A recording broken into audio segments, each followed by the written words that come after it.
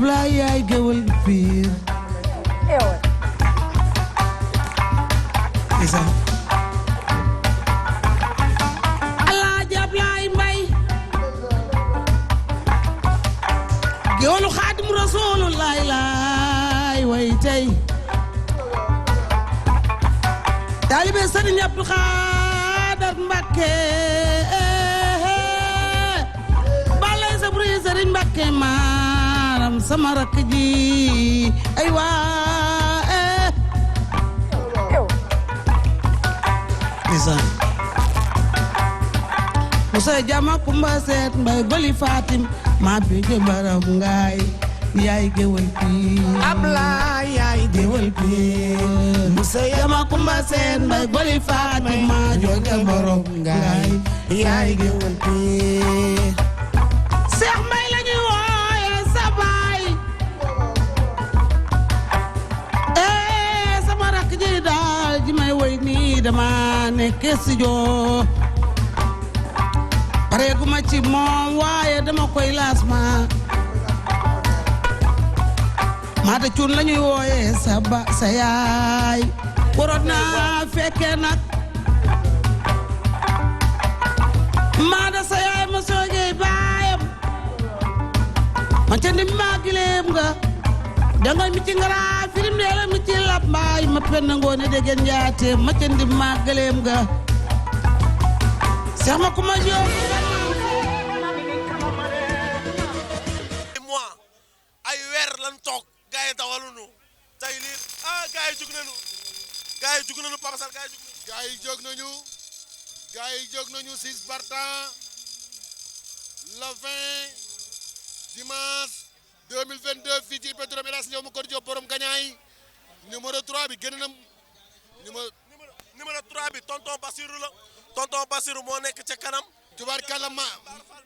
Mbar Fall mi ngi ci biir tubaarkàlla macha allah li daw na yaram Mawor Fall moo nekk ci 4e position bi waaye Bassirou mi ngi ko sëkkatal waaye ay fas yoo xam ne plus de 2 ans lan ku ne mën ngaa raw sa morom. laay la Mawor Fall mi ngi ci kanam ba léegi tonton Bassirou mi ngi ci kanam ba léegi waaye ñoo ngi romb nii tournaanu góole la couture ba gaa yi dawal nañu tonton Bass ñëw na ci kanam tonton Bass ñëw na ci kanam waaye nag doomu parti la kooku nag mooy doomu ndeyu général Bara Babacar Mar doit fa 3e position ba léegi waaye nag ñu ngi ci 200 mètres bi bu ñu ñëwee dañuy téye la ilaha illallah Mor Fall ñëw na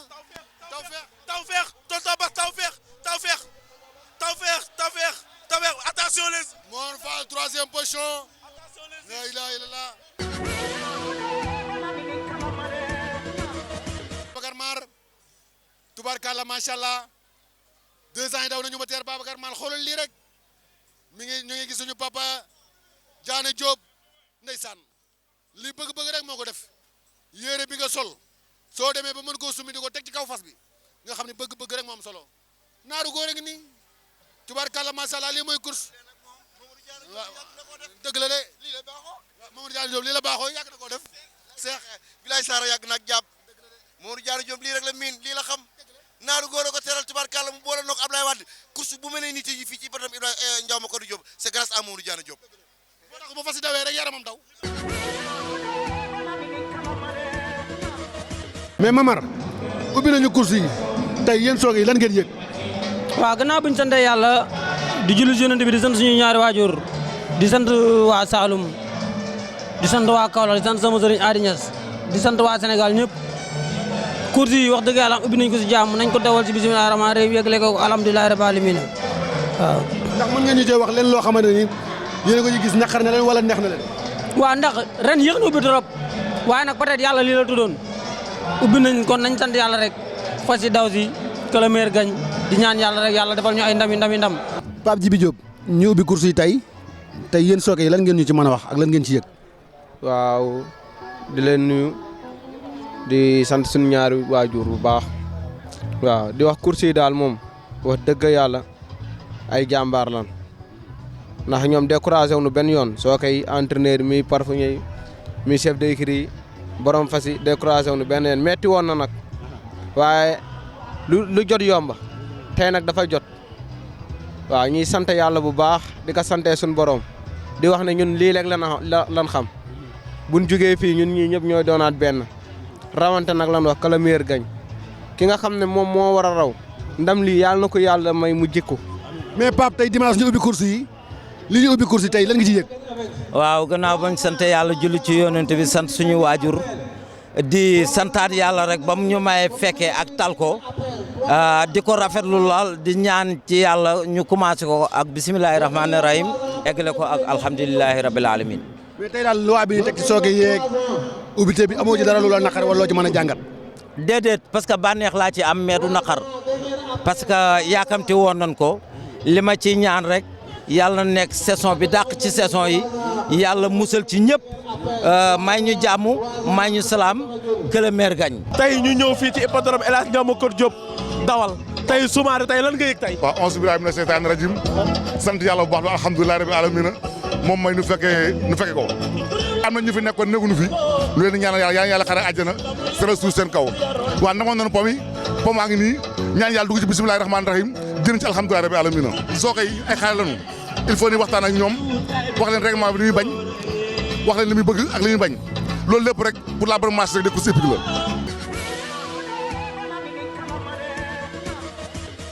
tubaarkàlla macha allah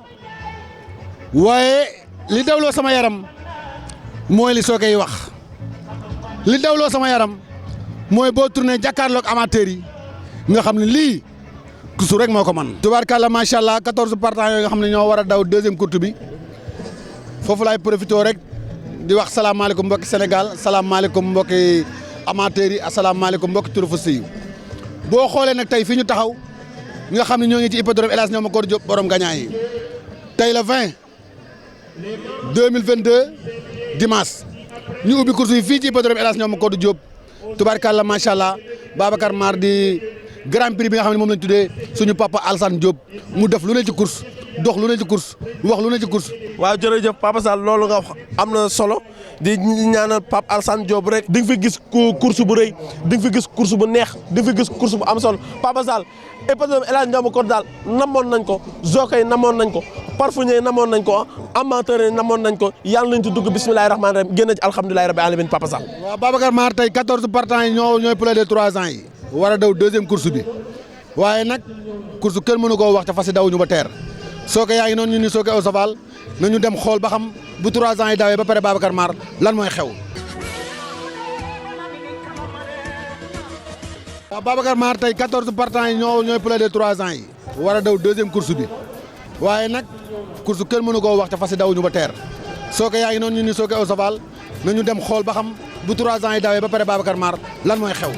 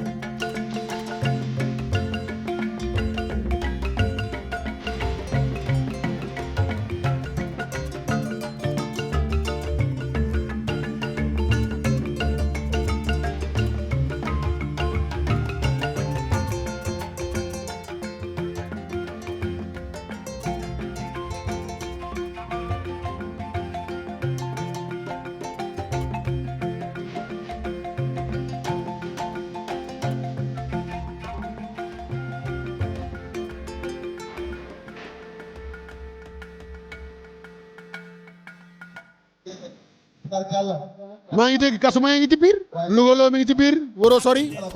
Baye Cheikh 17 partants yi lan la jox Assiro ngi ci biir Louga loo mi ngi ci biir ki nga xam ne mooy Damel Amérique Ngoone Sabel nga xam kasumay 2 ñëw na biir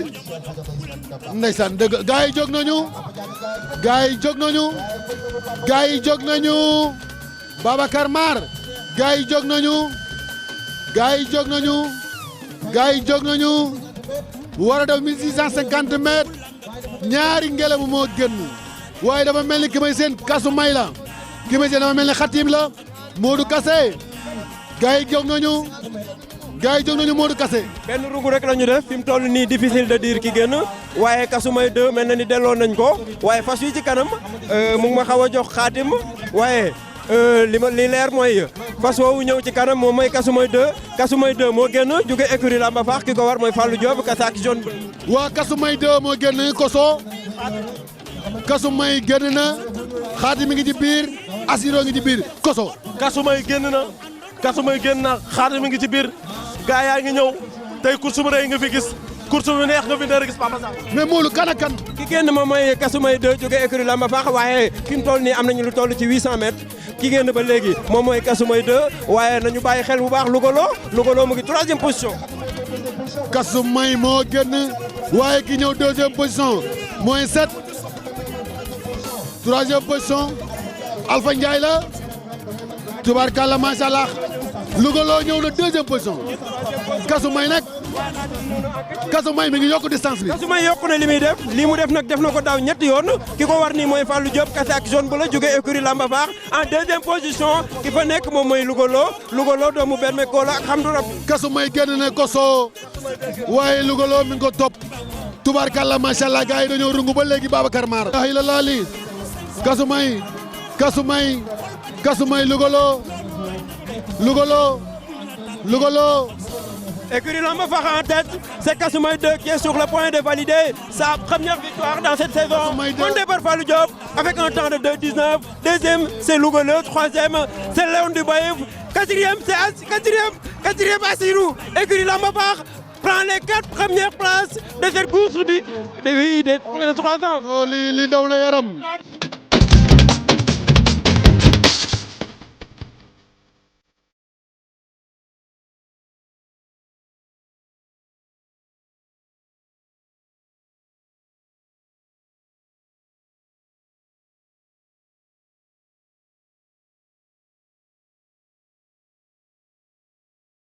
Touba li xajul ci xel Babacar Mar Adama Bao li xajul ci xel yem ngoone Bado Malen Babacar Mar nee na li tàngal sama yaram mooy ñeenti fas yu tegaloo Fallou tey nan ngeen rawante ba ñeenti fas yu tegaloo. waaw di sant yàlla rek loolu lu liggéeyoon la avant waaw di doom xaar course ibbi ba ba léegi ba nu paree yàgg na ñu ngi xaar course tey la ko yàlla dogal waaw lu liggéey rek lan wane. pour mais ni ngeen tegaloo da ngeen ko waxtaane wala nu mu demee noonu. waaw avant ñuy war waxtaan nan ku nekk wax sa morom lu ngay dawalee ku nekk wax sa morom lu la arrangé. Babacar Mar tubaarkàlla macha allah lii ku ne mën na cee wax première dimanche benn écurie ñeenti fas yi tegaloo kii jël première deuxième troisième quatrième ñu ne fan lañ jógee ñu ne écurie Lamba Fall ñi ngi leen di ñaanal ndam li yàlla na leen jik waaye ñi nu rawit Babacar Mar démérité wuñu parce que dimanche yi des na te course baa ngi ci kanam. kon ñi ngi ñaan ñi nga xamante ne raw nañ leen it nañu defaruwaat ñëwaat beneen dimanche Babacar Mar ñu ànd ak ñoom liggéey. bu dimanche ba course am xol yëpp ay neex yàkkam ci heure bi jot ba ñëpp dem seetaane waaye nag gis nga sama morceau bi nag ma bindal sama papa ji nga xam ne lu ma nekk mu na ca ku ko laal ma bu dimanche ba course am xol yëpp ay neex yàkkam ci heure bi jot ba ñëpp dem seetaane ku toroxal fas mu rafa dikke taxaw ni la jàkk bul dem wàccoogal li ngay wute ngi ci fas bu dimanche ba course am xol yëpp ay neex yàkkam ci heure bi jot ba ñëpp dem seetaane waay lambali fas taxul la fas a raw nga ca kanam ku la seenu ca ginnaaw mu ca xala des yaa nga ca kanam bàcc bu dimanche ba course am xol yëpp ay neex yàkkam ci heure bi jot ba ñëpp dem seetaane jiitu nga leen sànni karawaas daan nga leen jël bul dootul mi ba mukk bàcc jóob da dangaa gore waay bu dimanche ba course jóg nañu gaa yi jóg nañu gaa yi jóg nañu gaa yi jóg nañu gaa yi jóg nañu gars yi président Cheikh moo génn noonu président Cheikh moo génn noonu nekk doomu Nour ak Amina Brodo waaye ki ñëw noonu ci wet gi moom mooy Altay nekk doomu Kat Girin Kadru Kaldun jóge écurie Réunis waaye ki génn noonu moom mooy Taïfa ak Bayla léegi moom moo ñëw ci kanam waaye Altay moo ko sëkkatal Taïfa ak Bayla ak ki nga xam ni moom mooy Altay. Taïfa ak Bayla génn na waaye groupe présidentiel mi ngi ci biir. Taïfa ak Bayla moo génn nekk na doomu Dakar style ak Ndumbe waaye Altay ñëw na sëkkatalu ko. Altay ñëw na ci kawam Altay ñëw na ci kawam Altay génn na. Taïfa ak Bayla génn na mais Altay del na ci kawam. Taïfa ak Bayla mais Altay ñëw na kan moo leen sikkimu koso. kenn Damel Latir moo leen sikkimu Altay ba léegi Altay mi ngi ci kaw Taïfa ak Bayla mi ngi ci kaw ñëw na ci wetam Altay moo génn ki ñëw en deuxième position mooy président Cheikh waaye seen naa fas woowu di Taïfa ak Bayla ñu bank ko en troisième position. Altay mi ngi ci kanam ba léegi waaye Taïfa ak Bayla mi ngi ko sikkimu waaye tubaarkalla macha allah xaj bu weex tàll la waaye gars yi rangaan nañ. loolu daw na yaram Taïfa ak Bayla mi ngi ci kanam Altay bañ na waaye nag. El Capo ñëw na ci ñoom El Capo génn na léegi deuxième position Taïfa ak Bayla troisième position mooy Altay quatrième position moom mooy président Cheikh. El Capo génn na Mamar Dieye moo ko war mi ngi ci virage xombal bi El Capo ñëw na ñii kabar na guddi ñu El Capo génn na bu nu ñibbisee nag dañuy téye. El Capo ñëw na. jockey bu solitaire moo ko war moo jaay ki si gaa ko war El Capo ñëw na. ki ko war moom mooy Momar Dieye ki génn nii moom mooy El Capo nekk doomu Honor and Bliss xay gëstu Honor Kenmar Kalamour Zedane deuxième ce sera entre Altay Taïfa ak Bayla ak président Cheikh mais li wóor daal mooy cinquième bi moom mooy Damel Latir. parce que sama gars yi sonn nañ guddeeg bëccëg ñu ngi ci fas yi ñu ngi liggéey maa ngi leen di sant ak Momar ak Sidoy ñoom ñëpp ñu ngi si jàpp généralement parce que fas bi xam nga faw ñëpp la bu ma ko moomee tamit ñëpp laa ko bokkal. bëgg a traité ren jii ci course yi bu amee dinañu téye seen i télé dootuñu ñëwati pour couvrir course yi nga xam ne ñoo am ak rajo yi yóbbante la bu ma ko waxulee damay naafeq te maa ngi ci biir ñii samay doom lañu ñii samay jarbaat lañu ñii samay rakk lañu loolu nag nañu fexe ñu lijjanti ko tey presse course fu mu yegg tey presse bi liggéey na ci liggéey bu am solo. dañu xool loolu yow yaay njiit li yóbbante nañ ma wax naa la ko nag. Babacar Mar gis ngeen nag ñu ngi jëm ci Grand Prix Pape Alsane takk nañ ko ba pare fas yaa ngi ne war a daw tubaarkàlla macha allah. gis nga numéro 6 bi noonu koso mooy génn tubaarkàlla Amine mooy nekk noonu di génn Babacar Mar tubaarkàlla macha allah numéro 7 bi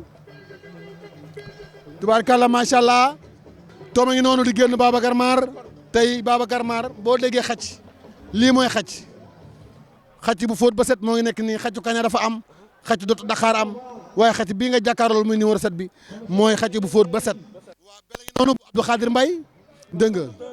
corde doo la taxawee bel bu Abdou Khadir Mbaye jiili mbaakal bu mag bi. mi ngi noonu trêve mi ngi ñëw te trêve nag def na daaw lu am solo daaw.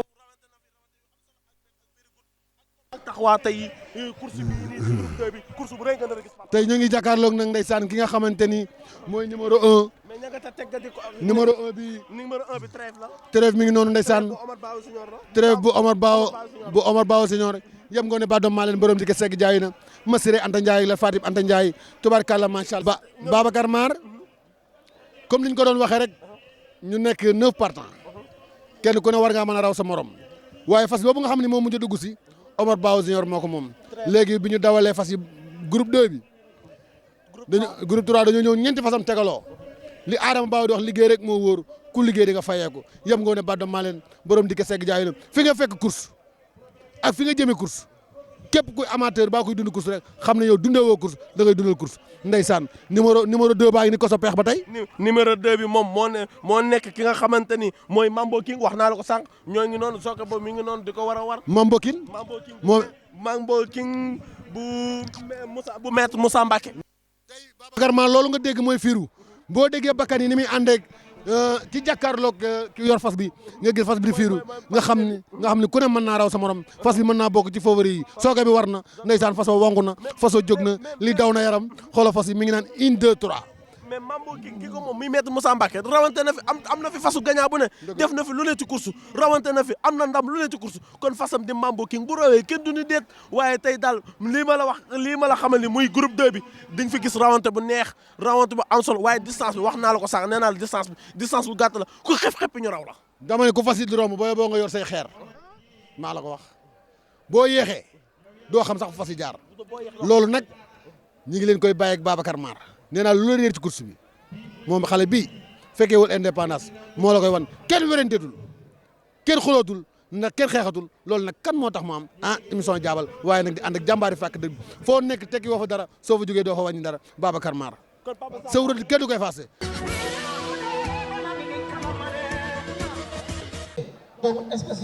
gaa yi jóg nañu gaa yi jóg nañu gaa yi jóg nañu gaa yi jóg nañu. gaa yi jóg nañu gaa yi jóg nañu gaa yi jóg nañu Linguère Teneng la ñu dóor mu génn laaw la ñu dóor mu génn laaw la ñu dóor mu génn laaw la ñu dóor mu génn bu écrit professeur Sakhir Thiam professeur borom 19 grand prix chef de l'État yi bu écrit réew ni professeur Sakhir Thiam laaw nga ci kanam laaw mi ngi yokk distance bi dawal nañu laaw Ousmane Sow moo ko war gars yi des ñu ngi def benn tànk topp ci ginnaaw laaw génn na waaye gars yi des yëpp ñu ngi def benn bloc laaw génn na doomu Thibaoutin gars laaw génn na waaye bel moo nekk ci 2e position bi laaw génn waaye Linguère Teneng mi ngi xartu la ilaha illallah laaw moo gën ba léegi waaye bel ñëw na nag ci 2e position bi bel ñëw na ci 2e position bi bel ñëw na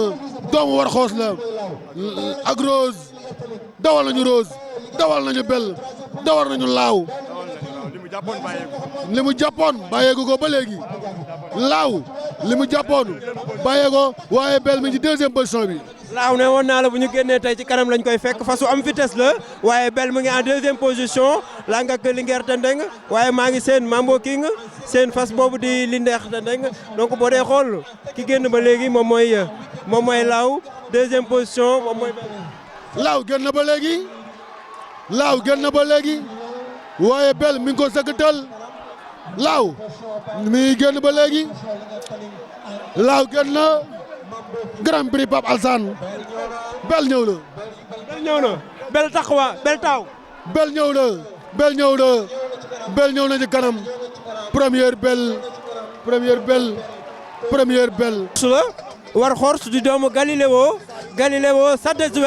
Sadezwel no zone danseur yaayam moom mooy Rose bokk ak Xuda benn yaay muy Jeynaba moom nag produit élevage ci Baye Bawo la nga gis ko nii ki ko téye di ëmma Babacar Mar bel a ngi noonu.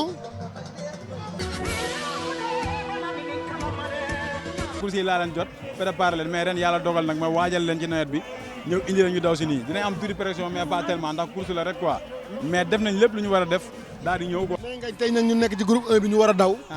tey lan nga ñu mën a wax ci groupe 1 bi waaj a daw. waaw groupe 1 bi ñu ngi koy pare mais comme ouverture la dina neex daal am nañ yaakaar dina neex mais course compétition la rek dañuy neexal tey rek mais course bi mën naa ne dimanche yi ubbi incha allah waaw dañoo ñëw pour compétir mais mën naa ne dimanche yi ubbi incha allah. waaw mais mbégte rek laa ko dundee de mbégte rek parce que ñun dóor ko waar dañuy dóor waar rek comme ni ñu ko waxee xëy na yàlla moo dogal fii lañ saison bi ren fii lañ ko war a dóoree dañ ko fiy dóor ak lu ñu mën ñu def nag incha allahu rabi. waaw Amine waaw liggéey rek comme d'habitude ñu daan liggéey rek liggéey am naa yaakaar parce que tamit non day toog rek damay testé rek nag damay testé ba dimanche incha allah am na lu may testé si moom non day toog rek comme ni ñu ko xamee rek. dégg nga gars yi la ñu wax nee na tey dawaluñ dañuy essayé rek ndax dimanche bii di ñëw mooy course bi loolu nag fii lay leere dimanche bii di ñëw naaru góor yi kan moo nekk favori ci course tey bi lay leere Babacar Mar nañ dem xooli fas yi ba xam lan mooy am Babacar. Amine jamono gars yi jóg nañu gars yi jóg nañu Taïf génn na waaye Doumayeen ñëw na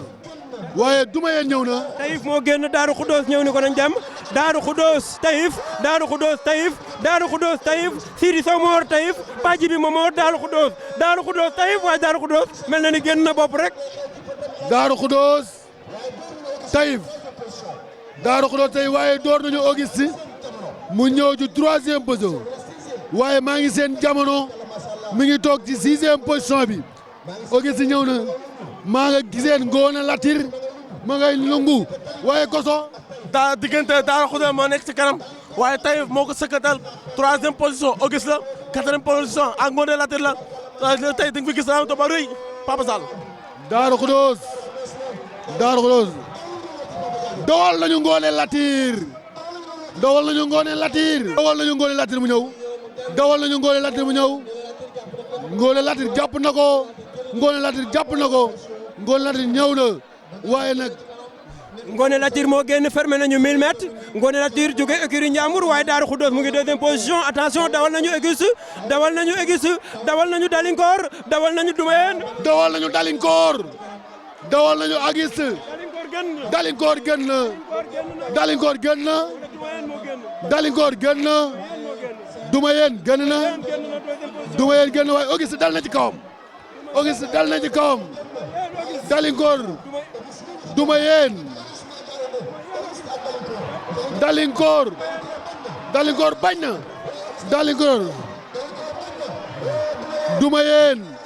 Doumayeen bañ na Doumayeen Auguste ñu ngi ci 200 mètres bi Doumayeen Ngoone Latir ñëw na 3e position dawal nañ Dalinkor dawal nañ